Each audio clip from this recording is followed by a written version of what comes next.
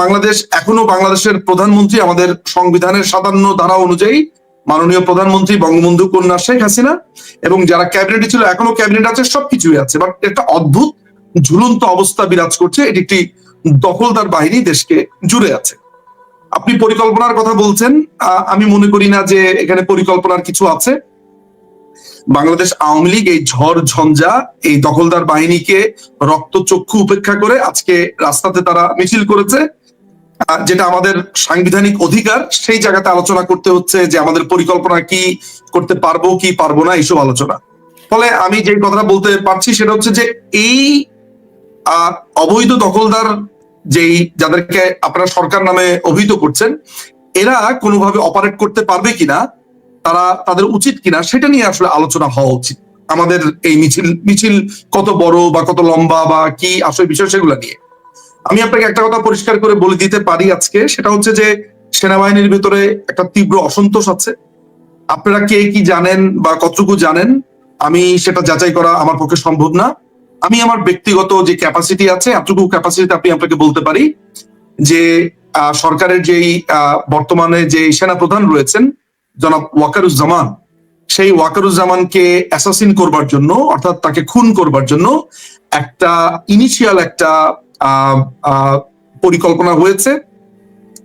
এখানে তারা ৩টা পদ্ধতি অবলম্বন করবে। প্রথমত, তারা তাকে সরে যাওয়ার জন্য অনুরোধ করবে।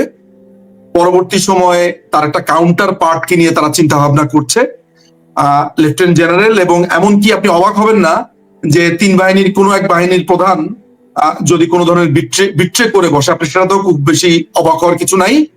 পরিকল্পনার ভেতরে একজনের নাম, আমি ২ জনের নাম বলবো না, একজনের নাম আমার কানে এসেছে, এবং বিভিন্ন গুরুত্বপূর্ণ দেশের কোনো এক সংস্থার মাধ্যমেই আমাকে অন্ততপক্ষে ব্যক্তিগতভাবে ব্রিফ করা হয়েছে। ফলে এন্ড অফ দ্য ডেতে এই তথ্যগুলো সেনাবাহিনীর প্রধান হয়তোবা জেনে থাকবেন, তার জানা উচিত। যদি আমি ব্রিফড হই তাহলে তিনিও ব্রিফড হবেন বলে আমি ধারণা করি। নাম্বার 1, তাকে খুন করবার একটা পরিকল্পনা হয়েছে, এবং তাকে খুনের পরপর আপনার যদি খুন করতে না পারে তাকে গ্রেফতার করে, তাকে সরাসরি আন্তর্জাতিক অপরাধ ট্রাইব্যুনাল আইনে তার নামে চার্জ আনা হবে, এবং তার একটা স্পিডি ট্রায়াল হবে। এবং এইসব ক্ষেত্রে তারা কিছু মিড লেভেলের অফিসার এবং কিছু চাকুরিচ্যুত অফিসারকে দ্রুত দেশে এনে এক ধরনের আন্দোলন করতে চাইবে। এটার মধ্যে অন্যতম একটা কাজ করছে জঙ্গি সৈয়দ জিয়াউল হক। সে একটা বড় ধরনের কাজ করছে গত প্রায় 2 মাস ধরে। এই তথ্য আমাদের কাছে আছে এবং সেনাবাহিনী প্রধানের কাছে নিশ্চয়ই থাকা উচিত। আর দেশের বাইরে থেকে কিছু প্রাক্তন সেনা সদস্য যারা সাবেক, তারা এবং গোয়েন্দা সংস্থার কিছু অফিসারও এটার সাথে জড়িত আছে। এই ব্রিফগুলো আমি পেয়েছি এবং এটি অথেন্টিক সংবাদ। আচ্ছা, দ্বিতীয়ত যেটা হয়েছে যে তারা জনাব শাহাবুদ্দিন চুপ্পু সাহেব, নিজু মজুমদার, আপনি খুব গুরুতর কথা বলছেন। আপনি দায়িত্বশীল মানুষ, আপনি একজন ব্যারিস্টার, আমি জানি আপনি বুঝে শুনি বলছেন। আপনি যদি আরেকটু বিস্তারিত আমাদেরকে বলতেন, একটু সোর্স সম্পর্কে কিছুটা। আপনি বলছেন অথেন্টিক, বাট তারপরে যদি আমাদেরকে আমি আপনাকে শুধু এতটুকু জানাই, সুলতান আপা, আমাকে পৃথিবীর অন্যতম সেরা একটি গোয়েন্দা বাহিনী থেকে ব্রিফ করা হয়েছে। Simple as that. আমাকে ব্রিফ করা হয়েছে, আমাকে বলা হয়েছে দেশটা কোন পরিস্থিতির দিকে যাচ্ছে, এবং তারা এইটা বলেছে যে বার্মা অ্যাক্ট অনুযায়ী আমেরিকা যে 2022 সালের যে পরিকল্পনা, সেই পরিকল্পনা করবার জন্য তারা বাংলাদেশের বিভিন্ন রাজনৈতিক দল, তাদের ব্যাপারে তারা একটা দীর্ঘ সময় খতিয়ে দেখেছে। ইনফ্যাক্ট গত 3 বছর তারা চেষ্টা করেছে। যেসব দলগুলো আসলে যাদের বাংলাদেশে বেইজ আছে, তারা আসলে কখনোই এই ব্যাপারগুলোতে সরাসরি ঐক্যমত্যে আসেনি। পরবর্তী সময়ে তাদের কাছে মনে হয়েছে যে এটি অ্যাডহক বেসিসে রাজনীতি নয়, কিন্তু বাংলাদেশে একটি আপনার অভ্যুত্থানের মাধ্যমে, ষড়যন্ত্র উৎখাতের মাধ্যমে অভ্যুত্থান তারা চেষ্টা করেছে। সেই অভ্যুত্থান হয়নি, ষড়যন্ত্র তারা সফল হয়েছে, এবং কিছু টোকাই জঙ্গি, এদের মাধ্যমে তারা এই সরকারকে সরিয়ে দিয়ে তাদের যেই আমেরিকান যেই প্ল্যান আছে এটা বাংলাদেশে বাস্তবায়ন করছে। এখানে মাথা রাখা দরকার যে আপনার রাখাইন বলছি, আপনার মিয়ানমারের যে আরাকান যেই রাজ্যটা আছে সেটার একটা অংশ রাখাইন বটে, কিন্তু আরাকান আর্মি সেইখানে আপনি জানেন যে একটি অংশ তারা দখল করে নিয়েছে। এবং এদেরকে আপনার ফুয়েল করবার যেই রাস্তাটা, সেটা বাংলাদেশের একটি অঞ্চলকে আমেরিকা বেছে নিয়েছে। আমেরিকার অসংখ্য অফিসার এখন বাংলাদেশে আছে।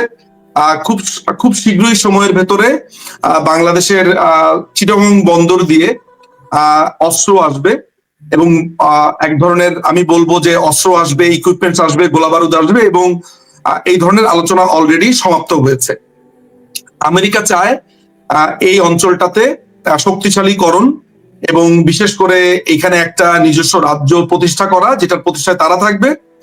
চায়না অলরেডি নড়েচড়ে বসেছে, জান্তা বাহিনী অলরেডি নড়েচড়ে বসেছে, এবং চায়না জান্তা বাহিনীর মধ্যে মিটিংও হয়েছে, এবং বাংলাদেশকে একটি যুদ্ধের দিকে ইউনূস নিয়ে যাচ্ছে। ইউনূসকে এনেছে বাংলাদেশকে বিক্রি করবার উদ্দেশ্যে, এবং তার একটা স্পেশাল ব্যক্তিকে বাংলাদেশে নিয়ে এসেছে। এর নাম হচ্ছে খলিলুর রহমান। আপনারা জেনে থাকবেন খলিলুর রহমান বাংলাদেশে একজন সচিব ছিলেন 2001-এর পরবর্তী সময় নানান ধরনের স্ক্যান্ডালে এবং একটি খুনের দায়েও সে জড়িত। তাকে বাংলাদেশ ছাড়তে হয়, তাকে আমেরিকা বেছে এনেছে এবং মনে করেছে এই লোকটি তাদের জন্য সবচেয়ে শ্রেষ্ঠ ব্যক্তি। এবং আমি আবারও আপনাদেরকে পরিষ্কারভাবে বলছি, আমি এর আগেও 2 বছর আগে আমি একটি ভিডিও দিয়েছি, আপনি নিশ্চয়ই দেখে থাকবেন বা জেনে থাকবেন। সেখানে আমি পরিষ্কার করে ভবিষ্যৎবাণী করেছিলাম যে হোসেন জিল্লুর রহমান কিংবা ইউনূস দুইজনের একজনকে দিয়ে বাংলাদেশে একটি সরকার গঠন করা হবে, এবং বাংলাদেশে ইকোনমিক ক্রাইসিস এবং একটি মব কালচারের মধ্য দিয়ে সরকারকে উৎখাতের একটি পরিকল্পনা করা হচ্ছে। এটি আমি 2023 সালের 13ই অগস্ট একটি ভিডিওর মাধ্যমে বলেছি, যেটি সত্যিতে পরিণত হয়েছে। এবং আমি ফাইনাল ওয়ার্নিং দিয়েছিলাম 2024 সালের 17ই জানুয়ারি, সেটিও বলেছি, এবং বাংলাদেশের গোয়েন্দা সংস্থাকে আমি পরিপূর্ণ রিপোর্ট দিয়েছিলাম যে হোয়াটস গোয়িং অন।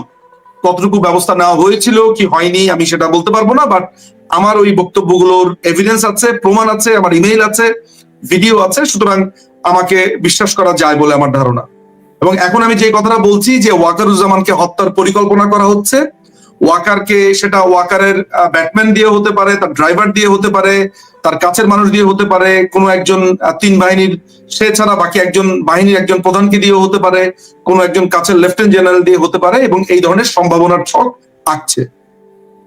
আজকে একটা ছোট্ট নিদর্শন আমরা দেখতে পেয়েছি, সেটা হচ্ছে জাহাঙ্গীর গেটের সামনে অবসরপ্রাপ্ত বা যাদেরকে চাকরিচ্যুত করা হয়েছে সেসব আপনার সৈনিক এবং অফিসাররা এখানে জড়ো হয়েছে।